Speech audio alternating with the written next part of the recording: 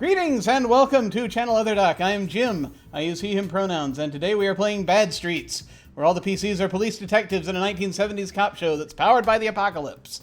I will be the commissioner today, as that is the what they call the MC for this game, and we shall go around and we shall introduce everybody. I'm just going to go on my screen left to right. Just say who you are and who you're playing, starting with Alyssa. Hello.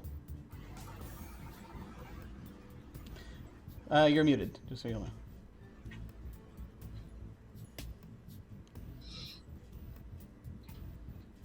Uh-huh. Oh dear. Uh-oh. You know, you know no! that thing that I didn't do beforehand. You know, on these games, there's always one thing that we forget to do, and in my case, that thing that I forgot to do was do a sound check for everybody. Uh-oh. So I don't. Yeah, you look like you're unmuted. You're not on mute. And it's just yeah, your audio's coming in, so you might want to check your mic settings, make sure that you're good there. And while that's going on, I'm just going to we're going to leap eastward for a moment, and let us introduce Anino. Hello. Pass. Damn you! Hi, I'm Anino. I am playing the outsider for this campaign by the name of Clyde Ho. Excellent. Very cool. Let us continue moving eastward and say hello to Mole. Hello.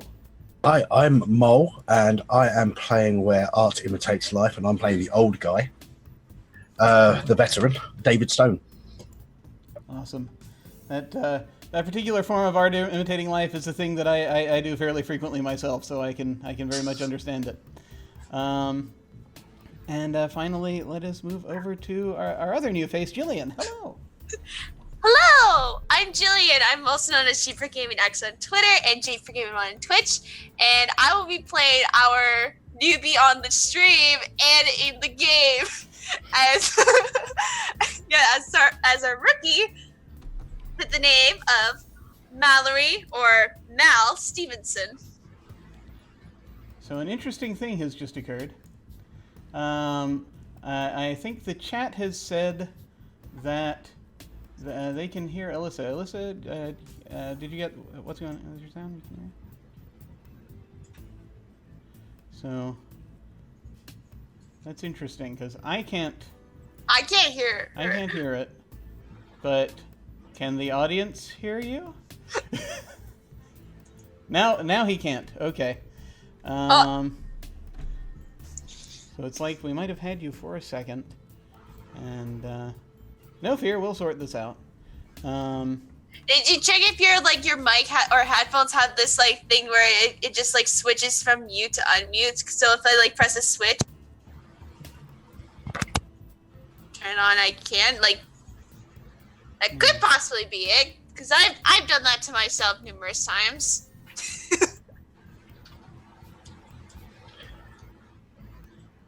I mean, let's face it, it's the universal law of streamed tabletop role-playing games.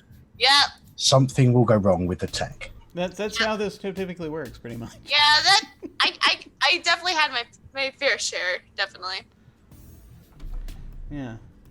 So Levi's saying there was a few moments when we were able to hear, and I could not.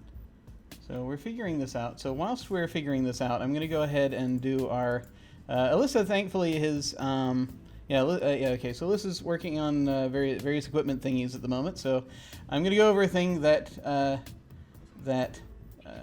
she thankfully she has been here a few times, so she knows this spiel by now that I'm about to go through. Like we do with most games on this channel, we're going to be using the X card, the N card, and the O card. If we hit something that's crossing a line for one of the players, any of them can type an X in the Zoom video chat, or anywhere else, or make an X symbol, and we'll back up and we'll do something else.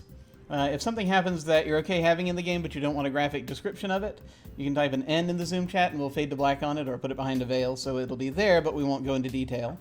Finally, if you're exploring a topic or area of roleplay that's particularly intense for you, but you want to keep going, you can put an O in the chat to let us know you're okay and that we're all good to keep piling on the drama.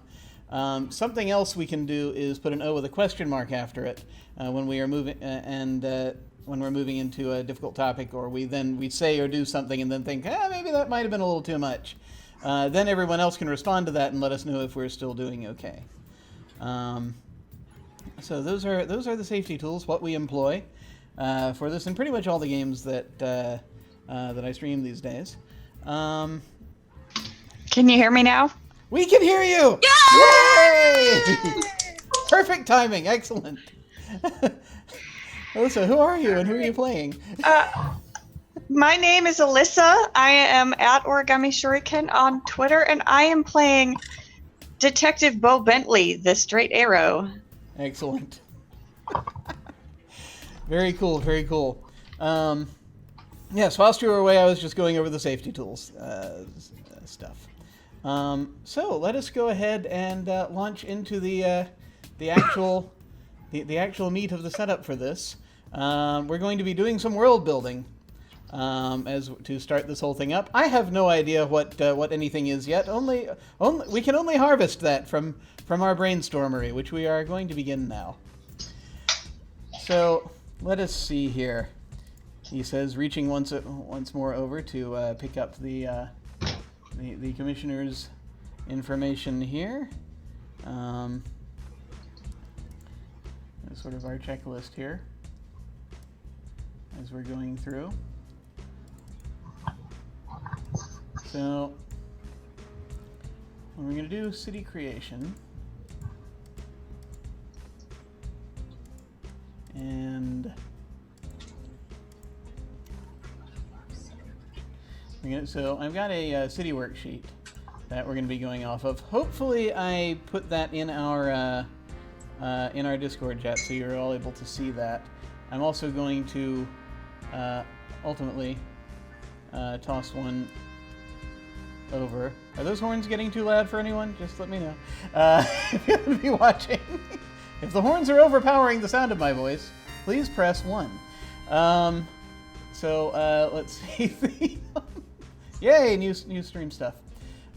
So we're going to go through some basically the questions on the sheet, and we're basically all going to sort of think about it and what we want to do with it.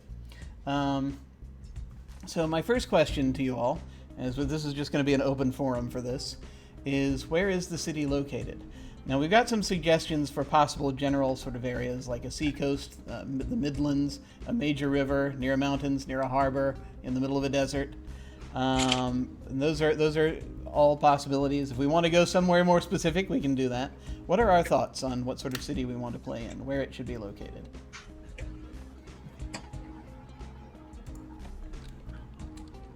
Well, the way I see it is the harbour and the seacoast are going to involve a lot of smuggling-related crime, and that sort of organised crime. Whereas stuff more inland, it's going to be other stuff.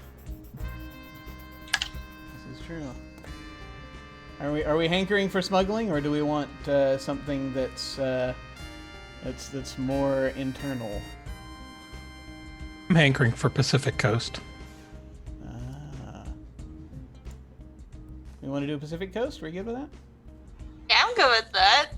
Do we want to go more northerly or southerly Pacific Coast?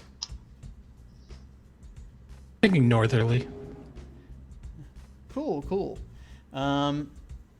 So kind of the Washington, Oregon-ish Yeah, I like that. place. Pacific Northwest. Yeah. I think I know US geography. We could even be in Seattle if we wanted to. We could be in Seattle. I know that one. Seattle. I've heard of that one. That's where the Wizards are located. Yeah, East Coast, pretty much all I know actually on the coast West Coast is Seattle and the California bit ones. Right, because we can also loop in Vancouver if we go into the Seattle area. That's true. We could be Canadian if we so desire. I kind of want to be Canadian now because I am actually Canadian. We can go get some large double doubles for our coffee and some Timbits. Do the Mounties have a detective rank? I'm not sure. I actually don't know. I am super unfamiliar with the... Well, technically speaking, if they're on loan from the Mounties, they don't necessarily have to have the detective rank. We can be Mounties! I feel as though we're going to be drifting a little far afield from the genre. If we... by which I mean not to say that such things didn't exist back then. But it's unfortunately outside of my realm of familiarity, and I have this terrible feeling we're going to insult many Canadians if this if we go this route. I mean, What, you don't want 3 weeks of us sitting around in Tim Hortons apologising. I'll admit, Sorry. it would be pretty cool, but Oh, my stomach hurts. why don't we do something like a city that's right on the U.S. Canadian border? So like, there could be Mounties, but they might not. But like they might have just come over to help us work cases, that kind of thing. Yeah, I think But if so. you're right next to the border, Yeah. you're going to be working with them. Yeah, exactly. So like so we'll have things like Tim Hortons and and Mounties, but we won't have to actually know how they work. Because they'll have brought them down here. I can't stop smiling. My cheeks hurt now. Delightful, excellent, good. So, oh my god. So are we? So are we going to be like right on the coast? We're going to be a city right on the west coast there. Well, I think we're either going to be literally on the coast Yeah. or close enough that we get traffic from it through canals or whatever. Yeah. Yeah, Just wondering I mean, if we. Seattle's good enough, I guess. I mean, it's only a 3-hour drive to Vancouver from there, and it's got a port. So Okay. So yeah, you want to do Seattle? This is Seattle. Yes. We can go totally Seattle-ish, or as we did in our as we did in our first short campaign on this channel that Anina was also a part of, a city similar to but legally distinct from Seattle. So the answer to the next we're question back here. that is also called Seattle, but at this time it's the 1970s. It's back during our campaign of Dirty Secrets. So yeah, well, we can totally do that. So once again, anyone who's familiar with Seattle will need to kind of help me fill in gaps here, but we'll take a stab at it. Google. So let's see. Next on the agenda, we have what is the city known for? Seattle, but what if the 70s is known for primarily narratively in this little campaign? Tourism, business, industry, entertainment. Is there any particular thing we want to fill in there? I think business. I would think business. It'd be business and industry. Yeah. But- Like Also, like somewhere between business and industry, definitely. So in the 1970s, Seattle was sort of making that move from big city to a big-time metropolis. So there was a lot of growth there, and I would assume in that kind of case, you had a lot of movers and shakers doing shady things. I think Boeing was going through a recession at that time, Are we and that's anticipating? probably the biggest business in Seattle at that juncture. Boeing. Okay. Yeah. You'll have to forgive me. My brain heard bowling for a moment, and I thought, well, I'll be honest, I heard it too. Now I want to go bowling. there are going to be major bowling crimes taking place. Wait. No, I just heard major bowling crimes. Like someone is just like using like a bowling ball as like a murder weapon or something. It's totally possible. So manufacturing of things like airplanes and what have you. Businesses, what do that? And possibly there's, I'm now imagining there's a large bowling-themed crime syndicate in there, perhaps, but we'll see. One never knows. They call themselves the Pinheads. Oh my god.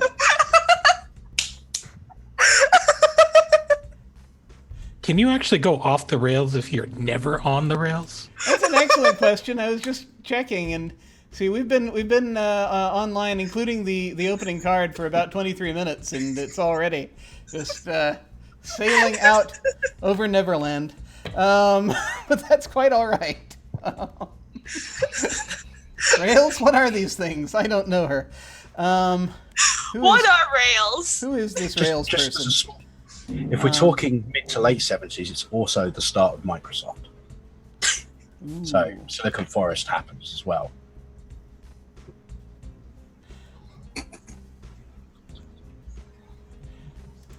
I am remembering that. I'm remembering a thing that I'm also going to look up really quick. And I do kind of like the idea of we're tasked to deal with crime, which is an emerging 70s. industry. God. So yeah, there's like fledgling computer businesses basically that are So, starting up. like, in just to recap, so in the 70s, that was when Boeing had this recession, and they laid off about 38,000 employees. Yeah. They had about 80,000. So, I would imagine that this time was really, really. There was a lot of civil unrest in this area, Probably. just due to that. So. It's a natural sort of hotbed for crime as people are trying to make ends meet. Absolutely. Well, yeah, it seems like it's about that sort of time they were shifting from, because I don't know the terms exactly that Americans use, but I know that they used on crime shows all the time, from blue collar to white collar industries. Yeah, white collar crime. I'm trying to remember when we, and this is a terrible thing, but to say, I'm trying to remember when we discovered when we created the cocaine pipeline, if that was around the same time or not. They made a whole movie about it, and I can't remember. I can't remember any details about it. Yay, though I saw it. Yeah, I mean, yeah, we can say that basically this is, at this point, there are various types of drug trafficking that are starting to go on as well, to kind of as we get into more, you're seeing more corporations, I think, starting to spring up. I don't think they really start leaping to it until the 80s as more of a thing. But this is probably, But this is we got to definitely- stockpile that cocaine for that eventual 80s time. So, Exactly. you know. That's the whole point. Oh no! There's more plans running through my head. Oh no! Well, that's how the drugs work, unfortunately. Let's see. Okay. Yeah. I mean, a lot of it was. A lot of that was through the throughout the 1970s. Yeah, that's when that started. That's when that started up, about in the mid 70s. When they started doing it, mostly through California, but They could have made their way up here. Artistic license. I feel it'll make it. They'll definitely. I feel as though there were plenty of enterprising folks willing to put bricks, these lovely white bricks, onto a boat and send them up our way. So I don't think that's going to be a problem. Okay. So let's see the next thing that we're looking at here. So we've got cities known for business. Primarily declining manufacturing and other sort of small corporations starting up, including those that manufacture computers and what have you. And now we are creating whatever our own version of Seattle, so we can decide for ourselves. It says to pick two things to describe the city out of this list. Now this list includes Rust Belt, flashy, neon, nightlife, hardworking, union, financial, movies and TV, music, rainy, endless summer. Rainy. Rainy, yeah. That's a given. And just a flashback, bowling. I'm going to add a third descriptor to this list after we're done with picking off this list. We're going to include perhaps bowling.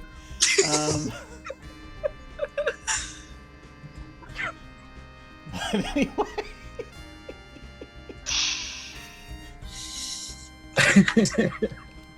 So in a recession, housing market is pretty crap. So you have a lot of houses that are sort of underpriced. I would imagine that a lot of people are declaring bankruptcy and foreclosing on their houses. So you're going to have a lot of suburbs with sparsely populated and a lot of rundown places. So would that be like a Rust Belt kind of thing? Because I have no idea what a Rust Belt is. Rust Belt's more Chicago, isn't it? Yeah, it's a specific region, I think, is what that's mostly used to describe. Part of the northeastern and midwestern U.S. characterized by declining industry. And although declining industry, the descriptor just in general, while it's not part physically of the Rust Belt per se, that's kind of the vibe that I'm getting.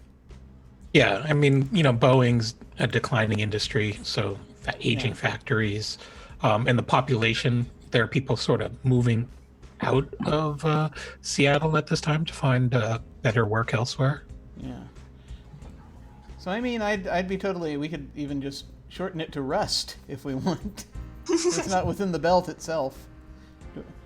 So are we good with that? Going with basically Rust or the Rust Belt thing? Okay.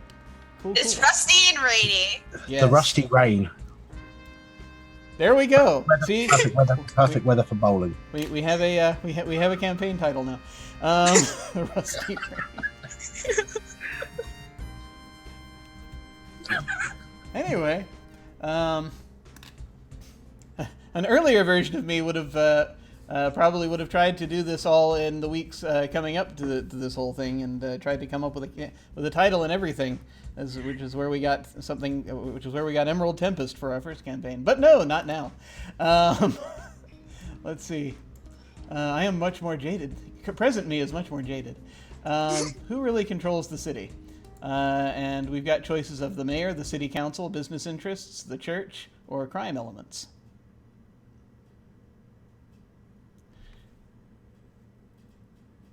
Okay, I think something just happened to my audio, which is glorious.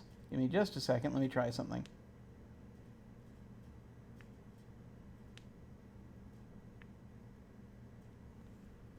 Okay.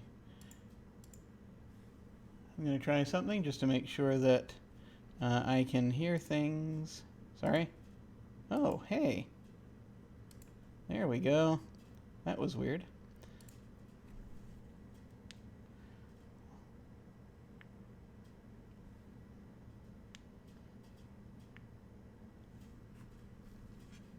Okay, I appear to have just lost connection, so I'm going to switch to Plan B.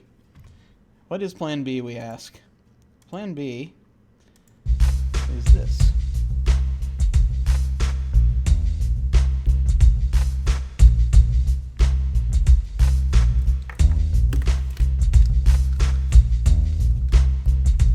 Okay.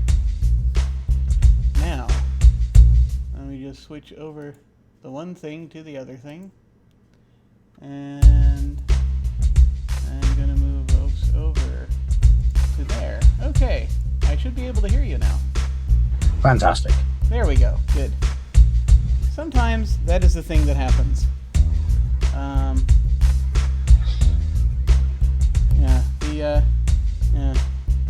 These wee things had a bit of an issue, so we're switching to manual. All right. Yay! Yay! All right, back to this. All right, back to our question at hand. Yes, who's in charge of the city? I was gonna be put in my argument for business interests, but Mole had a different idea in mind. Yeah, I was just figured, if the business interests are in control, to me, in a recession, they're not really controlling it well, are they? They're just bad at it. I could counter by saying, like, maybe they're making this recession happen on purpose, so they can profit to get other different businesses in different parts of the land for a cheaper price. So I kind of want to just go with the mayor as being the one with the power. I think he or she is under a lot of stress given the overall direction of the economic development of their city. So they're going to have the most influence right now, more so than the business interests, since, the natural influence would be Boeing, but since they just went, they just tanked, not a lot of people are going to be trusting of them, so they're probably going to look to the mayor to sort of right the ship. Just an idea. Given that it's a massive transitional period for the city, given this huge thing is going under, it's kind of a fight between the two. They both have a lot of power and they're trying to... I'm pretty much good with any of these as possibilities.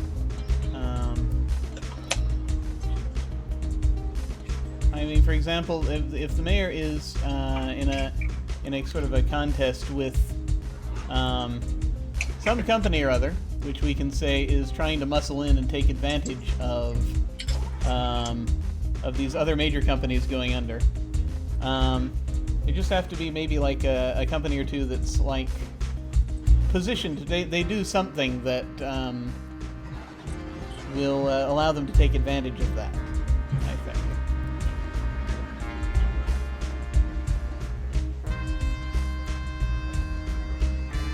Whichever works. Yeah. So we could go in any direction with that. Let's see. Alyssa, do you have a leaning on this?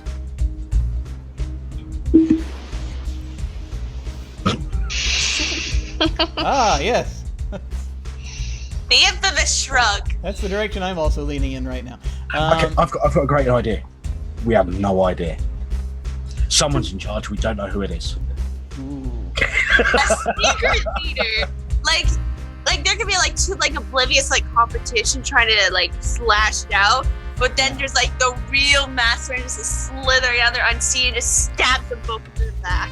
I like this. So how about this? Nominally, the mayor at this point is in charge. People have been looking to the mayor to try to right the ship. But the mayor is dealing with some influence that is as yet not fully determined. So some shadowy possible organization, possible individuals. We don't know who they are or where they're from. They might be from Canada.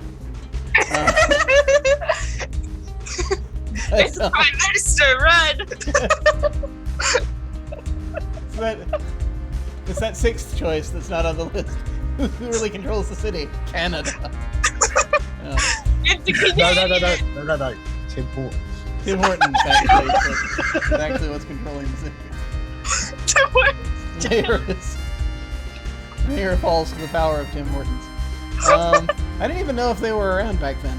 Yeah, Tim Hortons has been around around the 70s. I think it was founded around 1960s, I would believe. The 60s is when it first opened. Or according to Wikipedia. You could just tell me that they were there when during the supercontinent, and I'd believe you. Okay, so how do we feel about that? Just basically, it's nominally the mayor, and then there's something sort of seems to be moving in on him. Yeah, secret mastermind style. Yeah. You can do that. Okay. So next we say, how is crime organized in the city? There is old organized crime, new organized crime, gangs, or it is disorganized. Just say new organized crime. I would say that too, because like there would probably be some people that just got like booted out of their jobs because of the recession, so they probably would have no choice but to like somehow go to like or new organized crimes to be able to have something. So I'd say like new organized crimes would definitely be on the rise at this point. Cool. What kind of organization are we thinking? For this group? Well, like you said earlier, you got the drug pipeline coming up, so you've got whoever's running that. We got the Pinhead Gang. Oh yes, the Pinhead Gang are going to be vitally important. Yep, the Pinhead Gang who hangs out mostly at every single bowling alley in the city. So there's not a bowling alley throughout this entire city area where you do not see a member of the Pinhead Gang. Also, just briefly now, I will take this opportunity to give a shout out and thanks to Vaclon23. Thank you so much for resubscribing. And 6 months, good lord. But yeah, so we could say that so we've got new organized crime. It's basically drug trades coming up.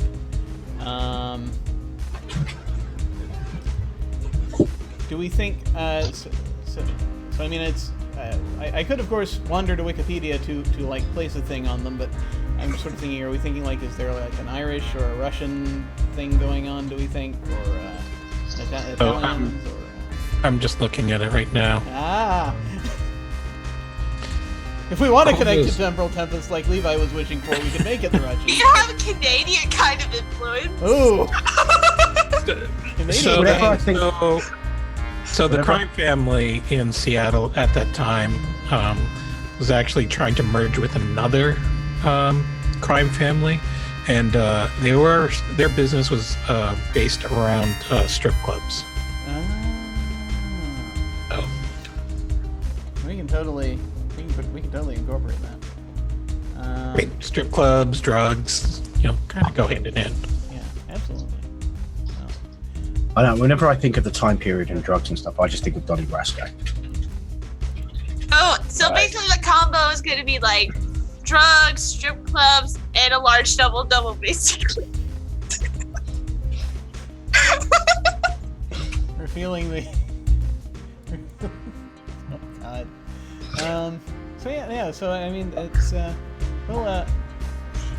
see. I would like to just avoid doing the Italian and Irish mafia kind of thing, Yeah. Sure. just because it's so cliche. Oh, absolutely. Yeah, I would say that's definitely become more cliche. Like let's spread it out a bit. Let's go to different countries in this world. We could do. I'm trying to think. Let's have our mob a meritocracy. America. That works out really well in gangs. Yeah, I mean, no, we can totally. Yeah, I mean, we can totally just say that it's a new organization, so we can pretty much, do Yeah. what. I mean, they're Americans. Let's Oh, just yeah. go with Yeah. Americans. Yeah, let's just go with Americans. Definitely. It'd be easier. I mean, so are all the ones that we think of as like Irish, Russian, etc. But by this point, a good number of them. But no, that's totally cool. We'll just basically say that they're a new group that's just come together. We had a couple of different organizations merge, so they picked up folks from those, but it's mostly new people. So we'll think about that. Next thing we're gonna have on the list here.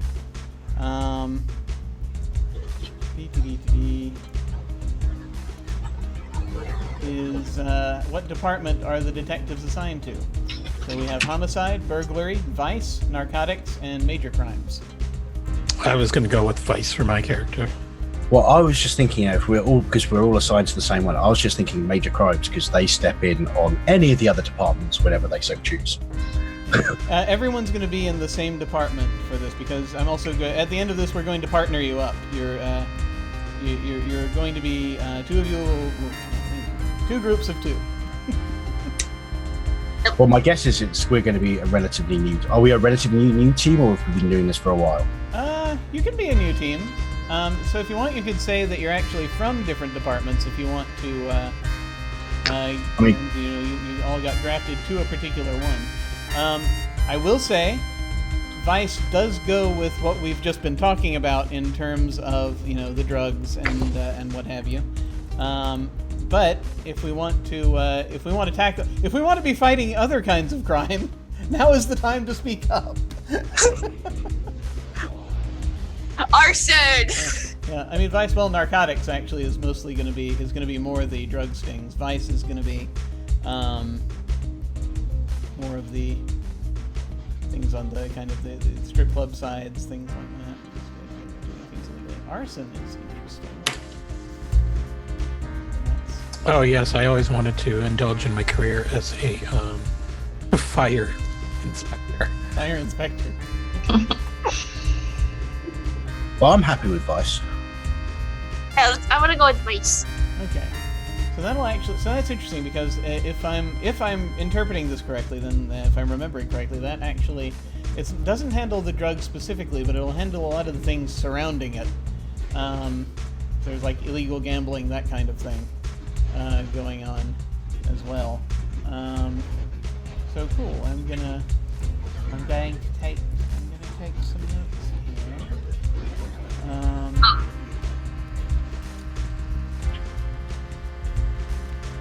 And I will also search the Google activities made illegal because they offend the moral standards of the community, banning them. Gambling, pornography, prostitution, okay. So that's basically the kind of things we're going to be looking into.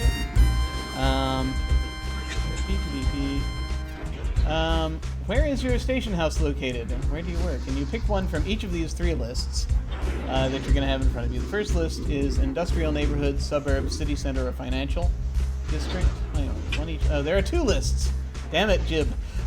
There are two lists on 3 lines. The industrial neighborhood, suburb, city center, financial district, and entertainment center. And the second line is it's New Deal era, modern, old warehouse, neoclassical, rundown. So we're going to pick one thing from each list. Well, I imagine with Vice, city centre has got to be a strong contender. Yeah. Definitely. Yeah. Yep. City center. City center.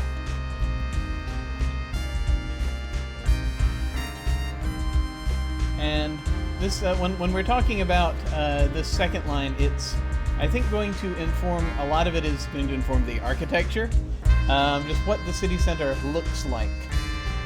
It's still the 1970s, but it's going to look like, it would look like New Deal era stuff, modern buildings, old warehouses, buildings could look neoclassical, or the whole thing could just look run down. How do we want it to be?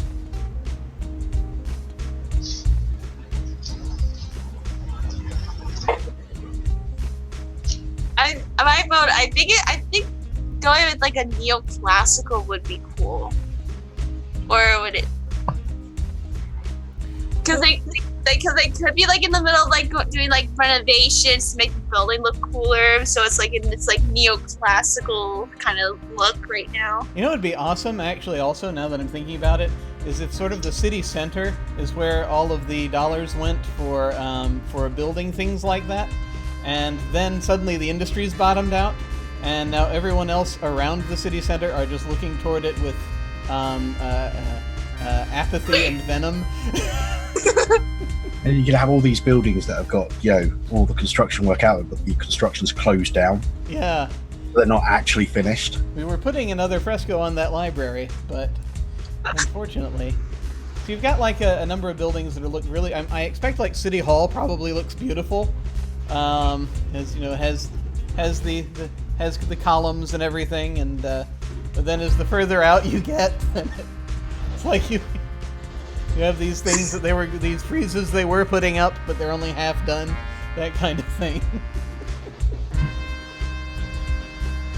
So the high rises wouldn't really come until later. The 80s sort of rolled around, so I want to say that you're going to have a lot of really nondescript, or you might have a few buildings with personalities, but I want to say that they're mostly just your nondescript brown buildings with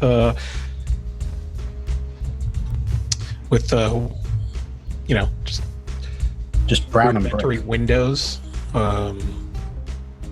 Nothing terribly impressive. Just different shades of brown. Streets are probably not well paved. Yeah, so we can totally say that that basically that's what you're going to get, like, as you so maybe you have got like a few buildings like City Hall and a couple, whatever, the police station. I think the police station maybe also has just managed to just get the tail end of the of those extra dollars they were putting into architecture before they had to divert them. No, I think our police station has to be the ones where they've done half the work. Oh, half the, yeah, no, and that then works. stopped. You're like on the edge there.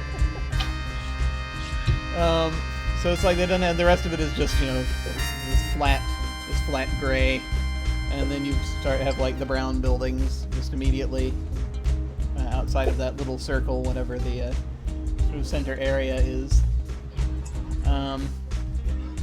I will now put the disclaimer. Starbucks, Throughout this too. campaign, geography will not be anywhere near exact. Geography will be created as we need it.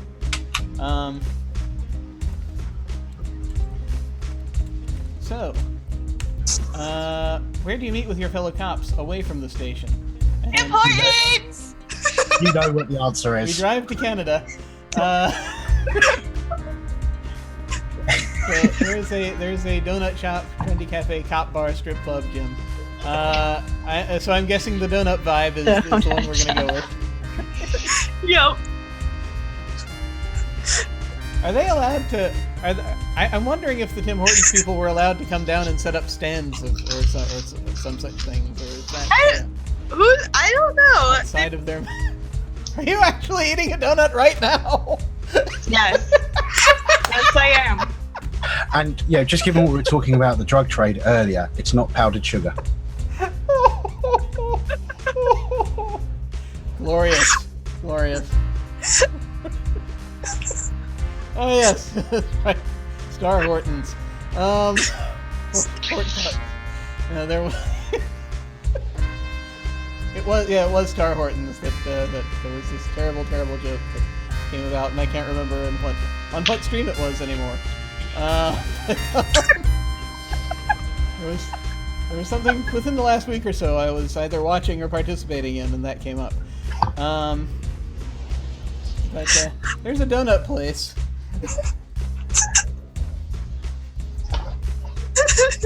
I'm going to assume that there is some kind of embargo going on,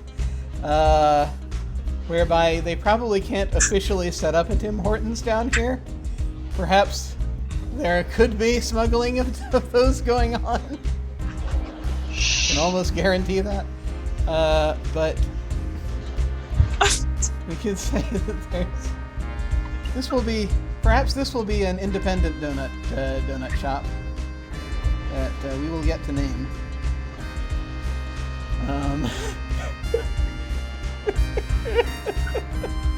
$10. Let's just go with $10. It's a donut shop started up by a Canadian who's moved to the city that used to work for Tim Hortons and wants to break out on his own in Seattle. Oh, there we go. That works. That works. And please make his name actually Tim. Sure, we can do that. It's like, I'm imagining now, it's this donut shop that's next to this bowling alley, so it's called, Come on. What is it? and it's called Donut Alley. I think that has to be it.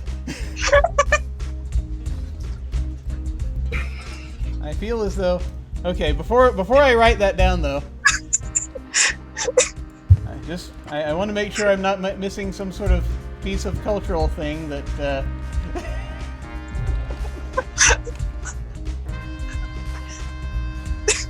Do I need to check this on Do I need to check this on? Do I need to check this on Urban Dictionary first before I? Okay, no, we're good. Okay, Donut Alley. There it is. I just want to make sure it's not a euphemism for something. Oh, it just popped in my head. I don't think it'd be in any Urban Dictionary. Oh, we're good. No, I just checked. We're good. Donut Alley. Actually, I like that a lot. There is actually a donut alley in California. That's all right. So we have one up here run by someone named Tim. We don't Tim know. Horton. We don't know his last name. It could be anything. His business cards might have an H on it, but it's like H period. They don't actually spell out his last name. Okay, my throat is starting to hurt from the laughing. I've never actually had donuts from Tim Hortons. I've never had any of that. They're good. I am way to the south. Also, Timbits are very good too. Cool. I'm just going to say this unpopular opinion, but I did go to a Tim Hortons once, and it tasted just like Dunkin' Donuts. So, How dare you? It's better than I've never been. How dare you? Tim Hortons is better than Dunkin' Donuts. I mean, I don't know what to tell you. I live where Dunkin' Donuts was birthed, so.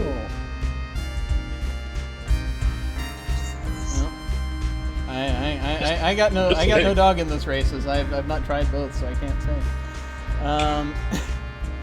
But well, we can place the suggestion there without necessarily it being without it actually being Tim Hortons. It couldn't possibly be, for this is America. America runs on Dunkins. That's right. Well, I mean, we should note that the first Starbucks opened in 1971 in Seattle. So. Yeah. So Seattle runs on Starbucks. Yeah, we already have Starbucks up there. So. So it's For all the college kids hang out. it's entirely doable. Whereas Donut Alley just happens to be close to where we work. Yes. And everyone knows it, but we all know that Donut Alley is better. Well, I mean, it's right there next to work. Why wouldn't it be? So we need to decide a few things now that we've gone through this worksheet. Just coming off of it, we're going to need to know. We're going to need to know who the mayor is. We're going to need like a name for the mayor, and we're going to need a name for this new organized crime organization. Mayor McCheeseman. I feel as though You've been cheesed. Mayor Cheeseman.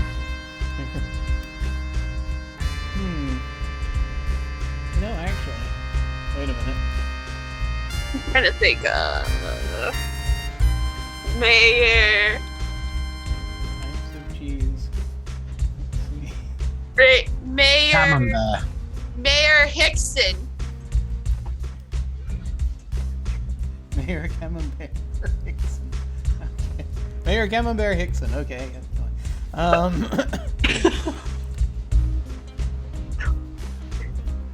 Or just Cam Hickson. That'd be their name. Cam Hickson. Yeah. And actually, I haven't decided.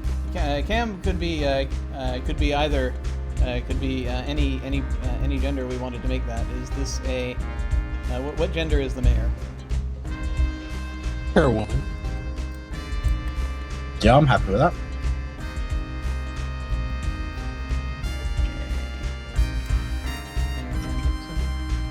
And so, what do we think what do we want to call this this new organization that has arisen in organized crime? to handle all of Vice. Vice's Union. What was that? Vice's Union. See, I got the word union, and for some reason my hearing keeps... Yeah, it's Vice's. Bison's... No, like VICES. Vice's Union. Vice's union? No. Do you guys have Type any? it out. Yeah, I'll type it out for you.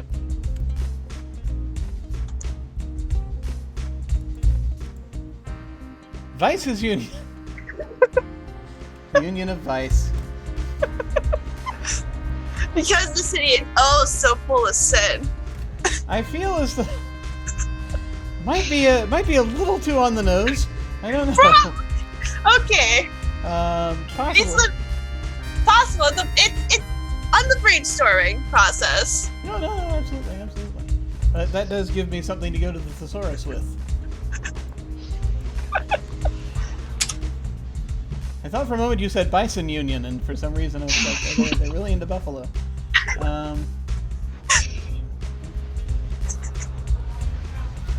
Decay. Pretty weird. Right. Sorry, what are we trying to name again? We're trying to name the new organized crime group. Oh, Yeah, that's why I came up with Vice's Union.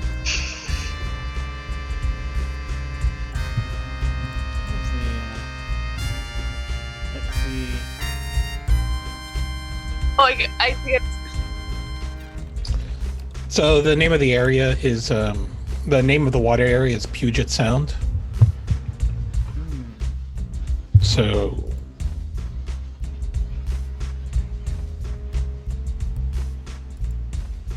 If we could just rip off something modern and call them the Ministry of Sound.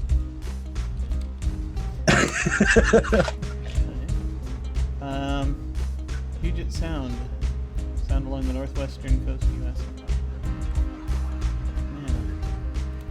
Yeah. How about the sound? Yeah, sound sounds good. hello, darkness, my old friend. I'm Yeah. cuddling down with you again. Sorry, when I heard that the sound, I was thinking of within the sound, the silence. Like, They might actually, if you hear that playing, you know you're in trouble. I actually just watched the Blacklist episode where they used the Disturbed cover of that. Oh, did they? Yeah, I love that cover. That cover's my favorite.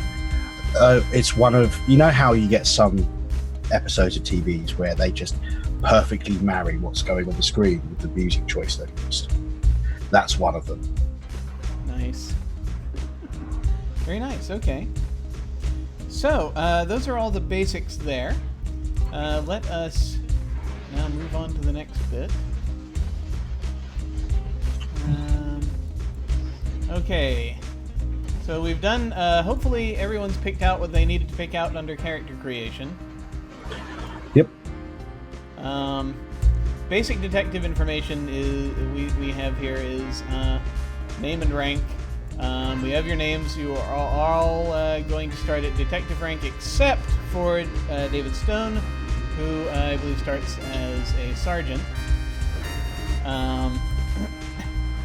So you filled out basically attributes, your look, your signature item, and any special information you needed to detail.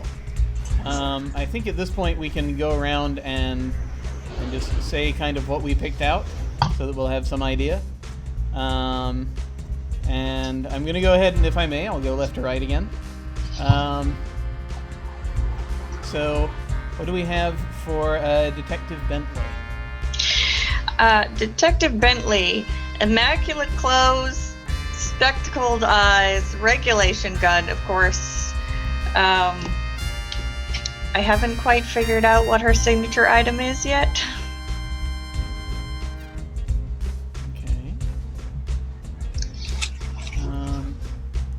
What do we? Is there anything else that you've sorted out about Detective Bentley that just character-wise that you'd like to express?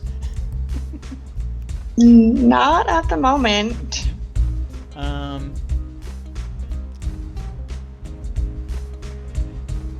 right. And anything else about the way that that she looks that we need to know about aside from what you've just described? I would say she's got dark hair, typically pulled back into a tight braid. Very kind of meticulous in her appearance. Understated makeup if she wears any. Definitely trying not to be too girly. She's worked her butt off to become a detective, so she wants everybody to take her seriously. Cool. Just reading from the playbook, the Straight Arrow does things by the book, works within the bureaucracy of the department, and uses the systems to get things done. The red tape matters, and doing things the right way is the only way to ensure that the case sticks. Not everyone likes the Straight Arrow, particularly other cops. They might seem stiff and unyielding, but they've got a knack for navigating the department and getting the documents you need to make everything legal. And so let's see, as I'm looking at this, one thing that you'll have under special information at the start of play, create a contact in the city government. They're willing to help if they can. Once per episode, when you need their help, you can make a roll. There's a special move you have with them. So you don't need to tell us. You don't need to tell us who that is, but have that in your pocket. And if we haven't gotten to them by the end of the episode, you can let me know who that is, and we'll work them in. Unless I suddenly need to know earlier for brainstorming, but we'll work that out later as we continue on. So let's move on to Clyde Ho. What is Clyde? What do you see with Clyde Ho? On the outside. Clyde Ho hails originally from Hawaii. He was recruited from Hawaii Police Force to join the Sound. Seriously, cat. So as far as his looks go, he's definitely got that Asian Islander look. Got a bit of a flowbee going on with his hair, so it's really big, verging on pompadour. He wears a really bright red Hawaiian shirt with parrots and flowers on it.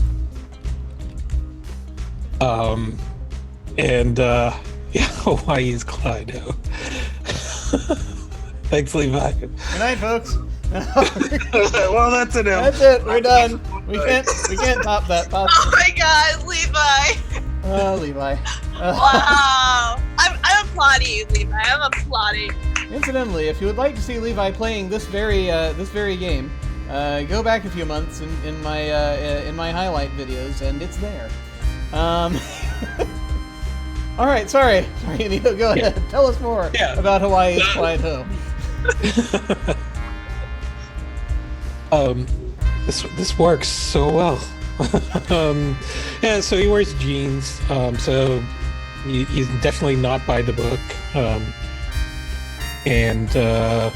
See, as far as his eyes go, they're laughing eyes.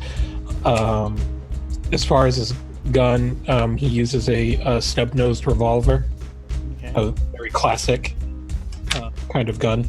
And his signature item, he's wearing a tiki necklace, much like the one that Greg Brady wore on that special Hawaiian episode of the Brady Bunch, the unlucky one. And he's wearing that because he believes that luck is for losers. And there you go. Excellent. Very good, very good. All right. Let's move on to Sergeant Stone. Tell us a little bit about him. Oh, yeah, Sergeant Stone. He's definitely been around the block probably more times than anybody can think of. He's one of those types where He's never going to retire. The job is everything for him. He's lost his wife. His kids have grown. All he's got is his job. He's by the book, but the book he's by was stopped being published about 20 years ago. Nice. Oh, for signature, he used his police issue weapon is the .45 automatic. Although I can't imagine an old school cop who doesn't have, a small revolver in an ankle holster. And signature item, I don't know. I suppose it could be the ankle revolver.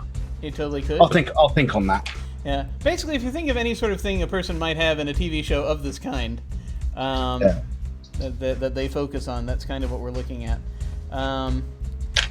And I'll go ahead and, because I skipped over this because I was so taken with Hawaii's Clyde Ho. Hawaii's Clyde Ho. I skipped over describing the things from the outsider. I'll circle back. Let me finish with the veteran here.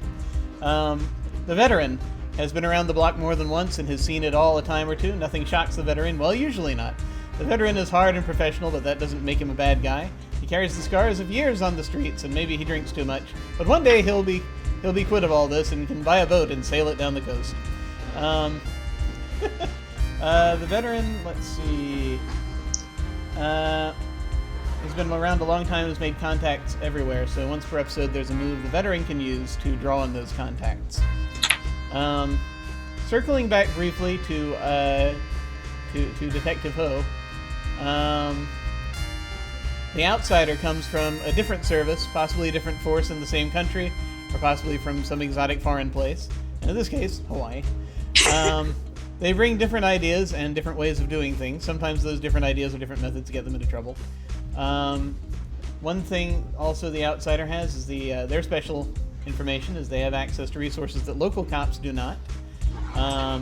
They know people in other places and other agencies that sometimes have useful information.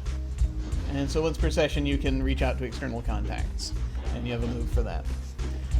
So now let us go over finally to our rookie, Detective Mal Stevenson. Tell us about Mal. Alright, so Mal's the new girl on the block. She's like literally new. She just got booted into here. She has this, she looked up what kind of suit is for this kind of thing. She's got a brand new suit, no stains, so probably some new shoes. Trying to look a style, probably looks pretty stylish.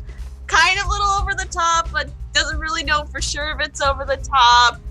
She kind of tries to play, but as much as she can, to make sure that she doesn't get in trouble on her first day and everything. She has a service revolver, so is that regulation? Would that be? I forget. Yeah. So she has a service revolver that she keeps pretty safely. Signature item, I actually have no idea for mine yet. I probably will have to think about that sooner or later. Sure, no problem. Yeah. And once again, as we look at the rookie, fresh out of the academy or maybe just new to the detective corps, the rookie is eager and sure that she'll be the next big story in the newspapers. Cocky and confident, or fresh-faced and eager. What you don't know about procedure or methods, you make for in brains and fresh attitude, maybe. What the rookie has in this playbook special is that at the start of play, they can create a department patron. This person is willing to help if they can. Once per episode, they can roll to get help, basically from that patron. So we're already going to have a couple of NPCs just from our playbooks here that we're going to be able to throw in. So we'll kind of be dealing with that, figuring that out.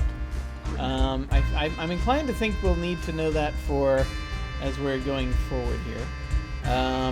So be thinking about that for just a moment.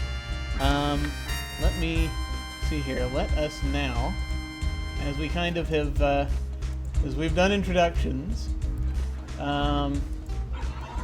So our next item on the agenda is to is we need to figure out who's partnered with whom and establish the bonds. So, who do we want to partner up with whom? The question is, do we want to go opposites attract, or do we want to go for some other method of partnering? Honestly, I think they would assign the rookie to the veteran. That's what I'm thinking. That's what I was thinking. I think opposites attract, it would be rookie, veteran, and then outsider, straight arrow. That works for me. So which partnership is going to combust first? That's the. There's a mechanic for that. Strangely enough, There is. The audience, make your predictions now. Write them down, and see if you're right. place your bets. Okay, partner. This is also good for me because it Ow. means I don't have to change the overlay. If nothing else. I like this. Partner Mal is, and you got trustworthy, sexy, square, dirty, and I'm guessing you can change your own. I'm just going to put young. Young. Yeah. I'm just gonna say old for mine. Well, it works. And I would say for mine is like, can we say the partner thing out loud or? Yeah, you totally can. Yeah, I feel like for mine it'd be like David Stone is old, and I need to prove myself as a worthy partner. Cool. Yeah, I'm going to go with, and I need to make sure she doesn't get herself killed. Excellent. I just think that, yeah, that's a very old person look at a rookie. I'm actually not going with young, I'm going with green instead of young. Green. Slightly different word, but Green, that Oh, works. I'm still going with old. it's all good. Nice. Okay. So this also, well, before I get into that. That means that Clyde and Benita are partnered. Clyde and Bo are partnered. Bo and Bo are partnered. So we will need to see what their bonds are. But I'm going to say that Bo Bentley is a square, and I need to get her to lighten up. Are we deliberately making our characters to try and make these partnerships implode? It's almost like it's a TV show. Well, I just want to be a good partner. That's all you can ever ask for. I'm going for the most entertaining route, so. Go right ahead. You do whatever you want to do. It'll be just like Dungeon World. Okay, so at the moment, I am sort of torn between my partner is just very different, and I could learn a lot from him, and my partner is sexy, and I need to keep a cool head. Well, whatever you're comfortable with playing, in this, you could go. Sorry. Levi just gave us a couple's name. Yeah. It's Oh, there. wait. I know the perfect ship name for this. It's Clyde Bow.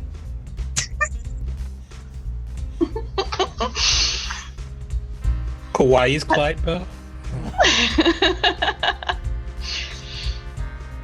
As long as we're not like murder hobos. Yeah.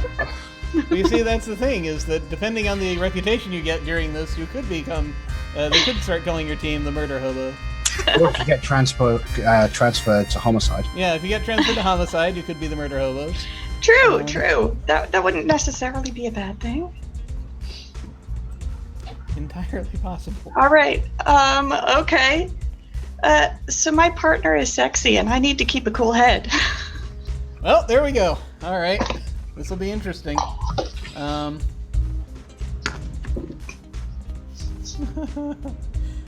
right. So now the cool I thing always is love it.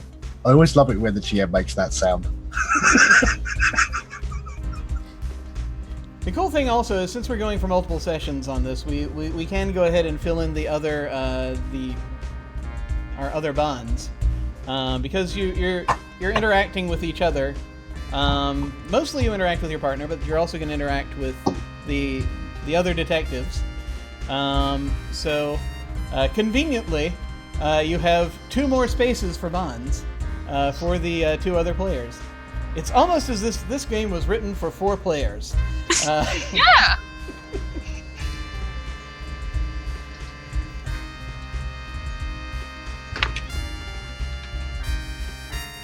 Sort of decide what you want to do with those other bonds. What you think about your fellow detectives.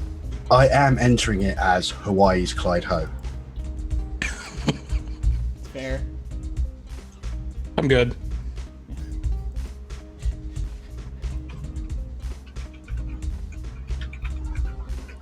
And you can come up with pretty much any descriptor you want in there.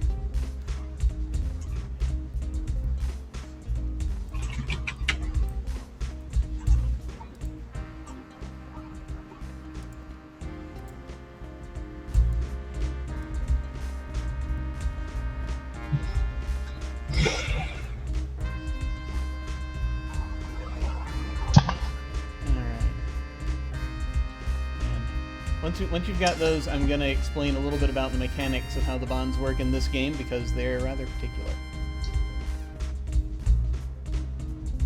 Dylan is a borderline alcoholic, and I need to keep him on the straight and narrow. Who is? Stone. No, that was just a general description. Mike Stone isn't an alcohol guy. He's married to the job. That's his thing. That's his addiction. His addiction is work.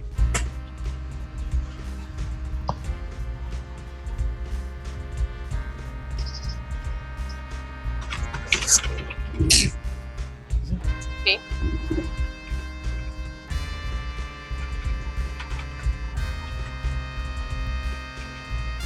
Any thoughts?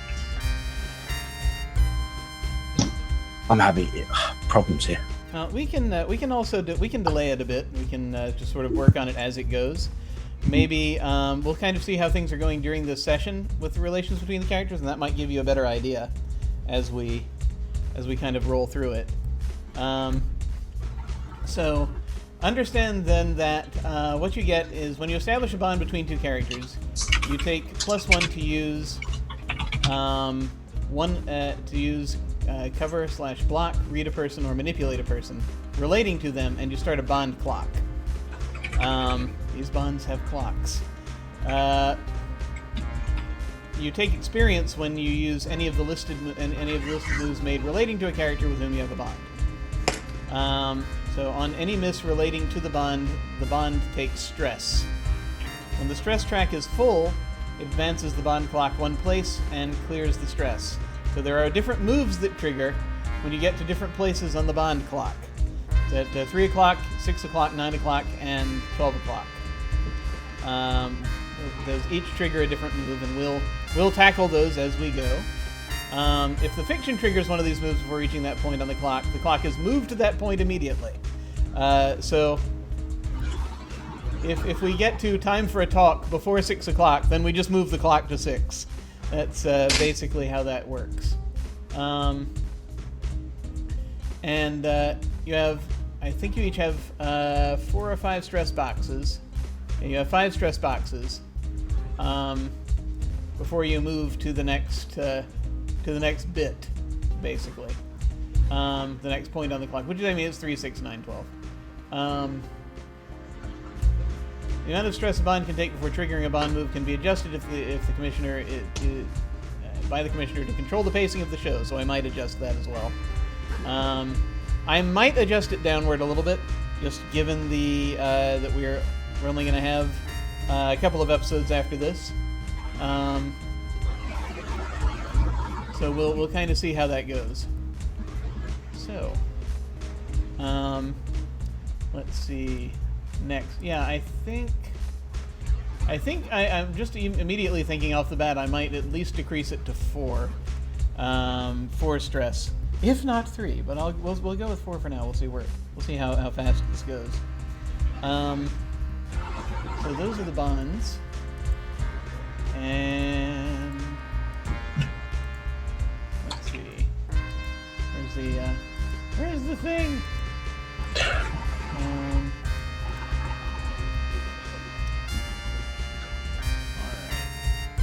So we did that. Reputation. At the start of play, each character starts with 2 reputation.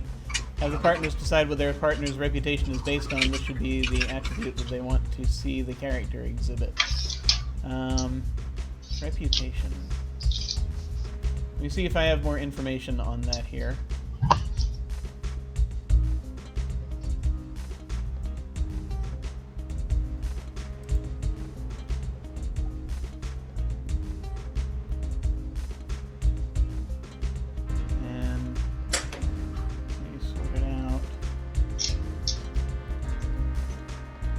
The end of the episode roll plus reputation, and we do stuff. So there's a mechanic with reputation, so you're going to each get 2 reputation.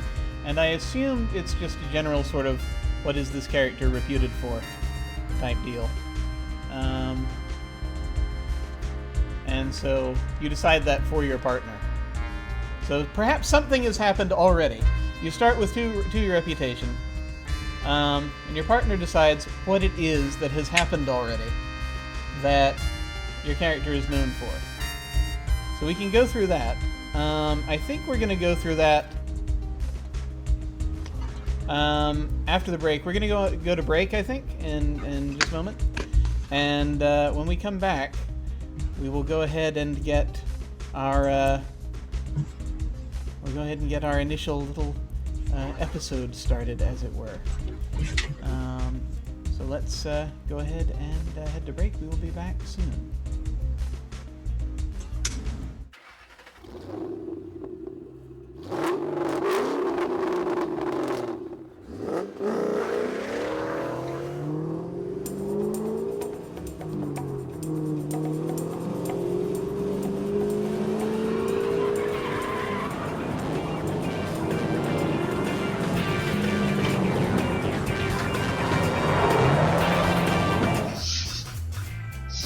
Hello. Thank you all for being so patient. I unfortunately have started feeling a bit under the weather, and I've been talking it over with folks. I've got medical crap going on right now, so we're gonna actually go ahead, and since we were a little bit getting late started in any case, and what we're gonna do is, just for safety's sake, we're going to go ahead and head out. I thank anyone who's been here hanging on through that very long break as we were figuring this stuff out. We also had tech issues and what have you, but we're good now there. So what we're gonna do, first of all, I'm gonna ask: is everybody satisfied kind of with where their characters are positioned as far as setup? Donut Alley! Donut Alley. I'm just really excited, okay? I am excited too. I want to get to this. We're probably going to pick up in Donut Alley at some point. Yes. As we get this started, which we will get this started in full next week. We have basically, consider this a session 0, and that's kind of where we're gonna head with it. And we're gonna do a 2-episode arc, basically next week and the week after, and we'll just kind of see where it goes from there. I'm getting also ideas even as we speak about some possible things. I'll get to that later. In the meantime, though, what we shall do is we're going to go ahead and go around and do our outros, and everyone just feel free to just say where folks can find you, yeah, that's basically where we're gonna leave. I am excited to get this started. All right, so let us start. Wait a minute. As he is pulling up a piece of instruction that he had earlier that he needed to add to a thing, which, there we go. Yes, as he very quickly does the thing behind the scenes. We're gonna go around and do do our outros, but just prior to that, I want to take care of one tiny thing. There it is. Yeah, so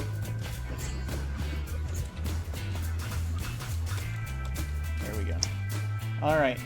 We're going to start with Jillian. Oh, me! Okay, so, hey everybody! Bye everybody! My name is Jillian. I'm known as She for Gaming X on Twitter. I'm on Twitch. I'm known as She for Gaming 1. You can find... I usually stream on my channel doing some PS5 variety streams and some Twitch things. And you can also find me on Tuesdays on twitch.tv/therpglab for our all-women's cast of The Inquisition. Very cool. Thank you so much for joining us. And now let us move on to Mole. Yes, I am Mole at Molethulu on both Twitch and Twitter. Twitch, I'm kind of having a little bit of time off at the moment, but I do homebrew for D&D. I do all sorts of weird stuff. Just follow me on Twitter if you're vaguely interested. Absolutely. Thank you so much for joining. And let us move on to Anino. Hi, I'm Anino. You can find me on Twitter at Anino Gaming. I keep all of my schedules up to date there, but you'll catch me on this channel again this Saturday at 8 p.m. for what is The Edge of Paradox? Yes, I got it. Where I will be playing Mac the Husk. So stay tuned for that. You can also find me on Jim's Discord server. I'm sure he'll throw a link into that sooner or later. I'm going to be announcing that soon. It's not real yet, but it will be a real. It will be real shortly. Still got one or two. Just hearing its name is actually a paradox. I haven't actually fully announced the Discord server yet. It's a secret. Don't tell anyone. It's just between you people out there and us right now. Nobody's watching anyway. Yeah, that's true. But yes, there is a Discord server coming. Yes. So that'll be opened up to the public pretty soon. But, yeah, that's it for me. All right, very cool. And let's move on to Alyssa. Hi, you can find me at Origami Shuriken on Twitter and Discord, hanging out, chatting. I do crafting. I've been posting a lot of pics of dice bags that I've been making and stuff like that. So you can follow me there, and I will be here for the next 2 weeks, same time, same channel. And in 3 weeks, you can find me hanging out at Gen Con. Yay! Awesome. Excellent. So that brings it back around to me. Once again, I'm Jim Ryan. I'm very excited to get this going and to kind of see what we end up doing with it. You can find me at OtherDoc on both Twitch and Twitter. My website is jimyesthatjim.com, where you can find my Geek Observation podcast and links to my various other podcasts, audio dramas, writings, and such. I've got links down below to my website, Twitter, and YouTube channel. On the weekends, I do video games, in usually afternoon, mornings type deal. On this Friday, I'm going to be over on Off the Table, playing in their 1890s Urban Shadows campaign, San Guajona the Claiming, in the Midnight Crew. We have two different concurrent little campaigns going at the same time, and we're the bad guys.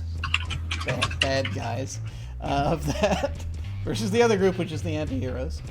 On Saturday, as mentioned on this channel, we're going to have the next episode of our Invisible Sun game, The Edge of Paradox. We kicked it off last weekend, the RP sessions, and this is, I think, going to be very cool. On Sundays, we do one-shots on this channel. This Sunday, we're doing a one-shot of For the Queen, which is a storytelling game where we all answer questions and we become terribly sad. Or at least that's what happened in my character's case, but that may also be branding. Hard to say. It's a fun game. It's so much fun. It is. I am really looking forward to the group we've got this Sunday for it. In the meantime, sign-ups are still open for Avarice, which is basically a game that puts Dwarf Fortress, Dread, and The Quiet Year into a blender, and comes out with a delightfully hilarious tale of dwarven subterranean doom. And so there's still plenty of slots open for that. And also, I've just opened sign-ups for Posthuman Pathways, which is a one-shot at the end of the month. And that is a game about transhumanism, where we will be sort of exploring that. It's a story game where we will sort of explore the ideas of what's going to happen to humanity and how sort of we're going to change to adapt. And I'm very much looking forward to that. Sign-ups are still open for that as well. As always, beginners are welcome. So when we hit the end card, I'm going to send a raid over to Scraticus. It looks like they haven't quite finished yet. They're probably going to finish soon on the stream they're on. They usually are trying to by around this time. They're playing Riders on the Storm, which is... it's there at the penultimate episode, though, so it may be going longer. I don't know. It's on right now, though, so go. So if you want to hang out and say hi, feel free to do that. I will hit that raid when we go to the end card. In the meantime, folks, take care, and we will see you next week. Farewell. Goodbye!